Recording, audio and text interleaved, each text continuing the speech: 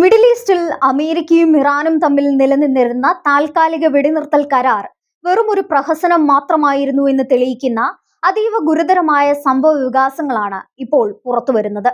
മേഖലയിൽ വീണ്ടും യുദ്ധഭീതി വിതച്ചുകൊണ്ട് ഇരുവിഭാഗവും കടുത്ത സൈനിക ആക്രമണങ്ങളിലേക്ക് കടന്നിരിക്കുകയാണ്. പ്രമുഖ മാധ്യമ ശൃംഖലയായ മീഡിയാസ് ടച്ച് ഹോസ്റ്റ് ബെൻ മെയ്സലാസ് പുറത്തുവിട്ട പുതിയ റിപ്പോർട്ടുകൾ പ്രകാരം മേഖലയിലെ സമാധാന ചർച്ചകളെല്ലാം പൂർണ്ണമായി പരാജയപ്പെടുകയും സ്ഥിതിഗതികൾ നിയന്ത്രണാതീതമാവുകയും ചെയ്തിരിക്കുകയാണ്. അമേരിക്ക ഇറാനിയൻ ലക്ഷ്യങ്ങൾക്ക് നേരെ നടത്തിയ വ്യോമാക്രമണത്തിന് തൊട്ടു പിന്നാലെ മിഡിൽ ഈസ്റ്റിലെ അമേരിക്കൻ സൈനിക താൽപര്യങ്ങൾ സംരക്ഷിക്കപ്പെടുന്ന കുവൈറ്റ്, ഇറാഖ്, ബഹ്റൈൻ തുടങ്ങിയ രാജ്യങ്ങളിലെ തന്ത്രപ്രധാന കേന്ദ്രങ്ങൾക്ക് നേരെ ഇറാൻ വൻ തിരിച്ചടി നൽകിയെന്നാണ് റിപ്പോർട്ടുകൾ വ്യക്തമാക്കുന്നത്. ഏപ്രിൽ മാസം മുതൽ ഇരു രാജ്യങ്ങളും തമ്മിൽ നിലനിന്നിരുന്ന വെടിനിർത്തൽ കരാറിന്റെ പരാജയമാണ് ഈ പുതിയ സംഘർഷങ്ങളിലൂടെ ലോകം കാണുന്നത്. യഥാർത്ഥത്തിൽ ഈ സംഘർഷങ്ങളുടെ തുടക്കം കുറിച്ചത് ഇറാനിയൻ തീരദേശ നഗരമായ ബന്ദർ അബ്ബാസിന് നേരെ അമേരിക്കൻ സൈന്യം നടത്തിയ അപ്രതീക്ഷിത ആക്രമണത്തോടെയായിരുന്നു. പുലർച്ചെ 1:30 തന്ത്രപ്രധാനമായ ഈ മേഖലയിൽ വൻ സ്ഫോടനങ്ങൾ ഉണ്ടായതായി പ്രാദേശിക വൃത്തങ്ങൾ സ്ഥിരീകരിച്ചു.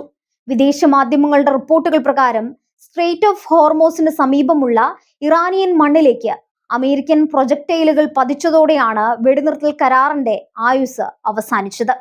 ഈ ആക്രമണത്തെ കേവലം ഒരു പ്രതിരോധ നടപടി എന്ന് വിശേഷിപ്പിച്ചുകൊണ്ട് ന്യായീകരിക്കാനാണ് വാഷിംഗ്ടണിലെ ഉദ്യോഗസ്ഥർ ശ്രമിച്ചത്.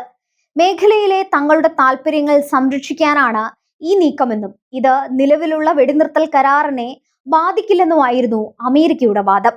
എന്നാൽ തങ്ങളുടെ പരമാധികാരത്തിനു മേലുള്ള കടന്നുകയറ്റത്തെ നിശബ്ദമായി സഹിക്കാൻ ഇറാൻ തയ്യാറായിരുന്നില്ല. അമേരിക്കൻ ആക്രമണം നടന്ന് കൃത്യം 3 മണിക്കൂറുകൾക്ക് ശേഷം ഇറാന്റെ ഇസ്ലാമിക് റവല്യൂഷണറി ഗാർഡ് കോർപ്സ് കനത്ത തിരിച്ചടിക്ക് തുടക്കമിട്ടു. കുവൈറ്റിലുള്ള അമേരിക്കൻ വ്യോമസേനാ താവളത്തിന് നേരെ ഇറാൻ വൻതോതിൽ ഡ്രോണുകളും മിസൈലുകളും തൊടുത്തുവിട്ടു. കുവൈറ്റിന്റെ വ്യോമ പ്രതിരോധ സംവിധാനങ്ങൾ ഈ ആക്രമണങ്ങളെ പ്രതിരോധിക്കാൻ ശ്രമിച്ചെങ്കിലും കനത്ത സ്ഫോടന ശബ്ദങ്ങൾ കൊണ്ട് കുവൈറ്റ് നഗരങ്ങൾ നടുങ്ങിയെന്നാണ് പുറത്തുവരുന്ന വിവരങ്ങൾ. തങ്ങൾ തന്നെയാണ് കുവൈറ്റിലെ അമേരിക്കൻ താവളത്തിന് നേരെ ആക്രമണം നടത്തിയതെന്ന് IRGC പരസ്യമായി പ്രഖ്യാപിക്കുകയും ചെയ്തു. ബന്ദർ അബ്ബാസിന് നേരെ ആക്രമണം നടത്താൻ അമേരിക്കൻ സൈന്യം ഉപയോഗിച്ച അതേ വ്യോമ താവളത്തെ തന്നെയാണ് തങ്ങൾ ലക്ഷ്യമിട്ടതെന്ന് ഇറാൻ വ്യക്തമാക്കി. അമേരിക്ക തങ്ങളുടെ അതിർത്തി ലംഘിച്ചാൽ ഇനിയും ഇതിനേക്കാൾ മാരകമായ തിരിച്ചടികൾ ഉണ്ടാകുമെന്ന കടുത്ത താക്കീതും ഇറാൻ നൽകി കഴിഞ്ഞു. കുവൈറ്റിന് പുറമെ ഇറാഖിലും ബഹ്റൈനിലും അമേരിക്കൻ സൈനിക കേന്ദ്രങ്ങൾക്ക് നേരെ ഇറാൻ ആക്രമണങ്ങൾ വ്യാപിപ്പിച്ചു. ബഹ്റൈൻ ആസ്ഥാനമായി പ്രവർത്തിക്കുന്ന അമേരിക്കയുടെ 5ാം നാവിക വ്യൂഹത്തിന് നേരെയും മിസൈൽ ആക്രമണങ്ങൾ ഉണ്ടായതായി റിപ്പോർട്ടുകൾ സൂചിപ്പിക്കുന്നു. ഇറാഖിലെ അമേരിക്കൻ സാന്നിധ്യമുള്ള താവളങ്ങളും ഈ പ്രത്യാക്രമണത്തിന്റെ പരിധിയിൽ വന്നിട്ടുണ്ട്. ഇരുപക്ഷത്തു നിന്നും കനത്ത ആക്രമണങ്ങൾ ഉണ്ടായതോടെ മിഡിൽ ഈസ്റ്റിലെ സ്ഥിതിഗതികൾ അങ്ങേയറ്റം സങ്കീർണമായ ഒരു യുദ്ധത്തിലേക്ക് വീണ്ടും വഴിമാറുകയാണ്. അമേരിക്കൻ കോർപ്പറേറ്റ് മാധ്യമങ്ങൾ മേഖലയിൽ സമാധാനം നിലനിൽക്കുന്നുണ്ടെന്ന് വരുത്തി തീർക്കാൻ ശ്രമിക്കുമ്പോഴും യാഥാർത്ഥ്യം അതിൽ നിന്നെല്ലാം തികച്ചും വിഭിന്നമാണെന്ന് ബെൻ മെയ്സലാസ് തന്റെ വിശകലനത്തിലൂടെ വ്യക്തമാക്കുന്നു. സമാധാന ചർച്ചകളെല്ലാം വെറും നാടകങ്ങൾ മാത്രമായിരുന്നു എന്ന് പുതിയ സംഭവങ്ങൾ തെളിയിക്കുന്നുണ്ട്. ഈ വർഷം ഫെബ്രുവരിയിൽ ആരംഭിച്ച വലിയൊരു സൈനിക സംഘർഷത്തിന്റെ തുടർച്ച തന്നെയാണ് ഇപ്പോഴത്തെ ഈ പൊട്ടിത്തെറി. ഇറാനിലെ വിപ്ലവ ഭരണകൂടത്തെ തകർക്കാനും അവരുടെ ആണവ മിസൈൽ ശേഷി ഇല്ലാതാക്കാനും അമേരിക്കയും ഇസ്രയേലും സംയുക്തമായി നടത്തിയ നീക്കങ്ങളാണ് വലിയൊരു യുദ്ധത്തിലേക്ക് നയിച്ചത്.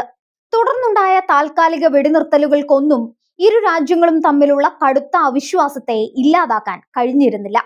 തങ്ങളുടെ വ്യോമതാവളങ്ങൾക്കും താൽപര്യങ്ങൾക്കും നേരെ ഇറാൻ നടത്തിയ ആക്രമണങ്ങൾ പരാജയപ്പെട്ടുവെന്ന് വരുത്തി തീർക്കാനാണ് അമേരിക്കൻ സെൻട്രൽ കമാൻഡ് ഇപ്പോഴും ശ്രമിക്കുന്നത്.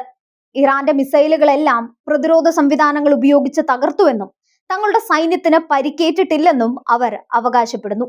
എന്നാൽ ഇറാന്റെ ഭാഗത്തു നിന്നുള്ള ഔദ്യോഗിക പ്രതികരണങ്ങൾ അമേരിക്കൻ കേന്ദ്രങ്ങൾക്ക് വലിയ നാശനഷ്ടങ്ങൾ സംഭവിച്ചിട്ടുണ്ടെന്നാണ് സൂചിപ്പിക്കുന്നത്.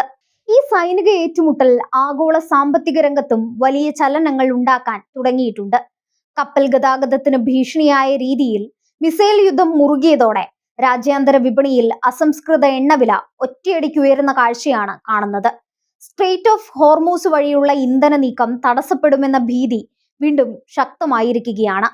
അമേരിക്കൻ പ്രസിഡന്റ് ഡൊണാൾഡ് ട്രംപിന്റെ വിദേശ നയങ്ങളുടെയും മിഡിൽ ഈസ്റ്റ് തന്ത്രങ്ങളുടെയും വലിയൊരു പരാജയമായിട്ടാണ് ഈ സംഭവം വിലയിരുത്തപ്പെടുന്നത്.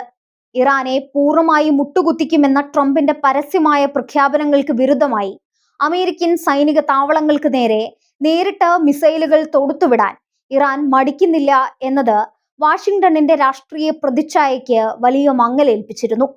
വരും ദിവസങ്ങളിൽ കുവൈറ്റ്, ഇറാഖ്, ബഹ്റൈൻ എന്നീ രാജ്യങ്ങളിലെ സുരക്ഷാ സാഹചര്യം കൂടുതൽ കർശനമാക്കാൻ അമേരിക്ക നിർബന്ധിതരാകും. ഇറാന്റെ ഭാഗത്തു നിന്നും കൂടുതൽ മിസൈൽ, ഡ്രോൺ ആക്രമണങ്ങൾ ഉണ്ടാകാനുള്ള സാധ്യത മുന്നിൽ കണ്ട് മേഖലയിലെ വ്യോമ പ്രതിരോധ സംവിധാനങ്ങൾ അമേരിക്ക കൂടുതൽ ശക്തമാക്കുകയാണ്.